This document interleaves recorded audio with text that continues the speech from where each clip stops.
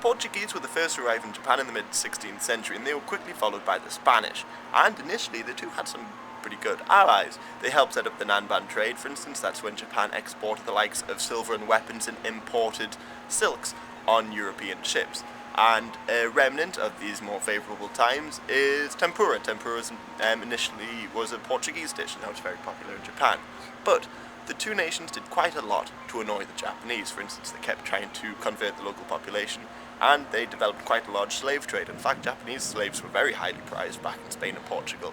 But eventually the slave trade was outlawed here in Japan, and other stuff like, for instance, the Spanish fought samurai off the coast of the Philippines in the late 16th century, and in the early 17th century the samurai sank a Portuguese ship after they killed several I think up to 50 Japanese people in Macau. The Dutch were the next to arrive in the early 17th century, and they managed to take advantage of the poor relations between Portugal, Spain and Japan.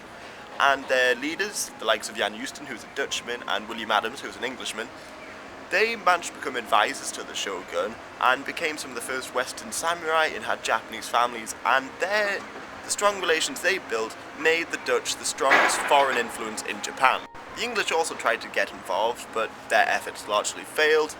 But the Englishmen who did come here, to Nagasaki, did leave some fascinating diaries. For instance, there was John Cyrus. He was given a costume to bring back to England, but he was also given essentially pornographic pictures. Shuga, I think it's called, and he fell into disgrace when he arrived back in England. Then there was Richard Cox. Now, Richard Cox left a fascinating diaries, but to explain the situation for a little bit, for a couple of decades you had the Chinese, the Japanese, the Portuguese, the Spanish, the Dutch, the English, and there was even some Italians and slaves from across all their empires living on a small island like this. This is Dejima in Nagasaki. It's now no longer an island, but that was the only place the Europeans could live. And some of the stories are dealing with runaway slaves. For instance, Richard Cox himself, his Japanese wife was having an affair with another Englishman, and there's all these little reports. I will leave a link so you can read some of it. Anyway, it's all online for free. This all happened in the early years of the 17th century, and in case you're interested, the Europeans really respected the Japanese. They thought their cities were more industrial than European cities. Obviously, Japan had more people at the time, and they commented quite a bit on how militaristic the Japanese were. They often brought up the fact that the Japanese carried their swords everywhere, and even the Spanish said that an invasion of Japan would end in humiliation.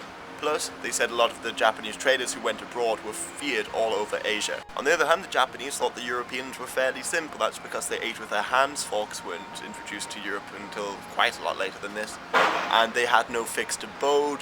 They couldn't read Japanese, of course, and they showed their feelings too much. But they assumed they were fairly harmless. But in the mid-18th century, after all the other foreigners had been kicked out besides the Dutch, a scholar named Gentaku tried to clear up a few misconceptions about the Dutch, and some of the strange ones were all Westerners were short-lived, but he tried to explain that by saying they were just sailors and they died early.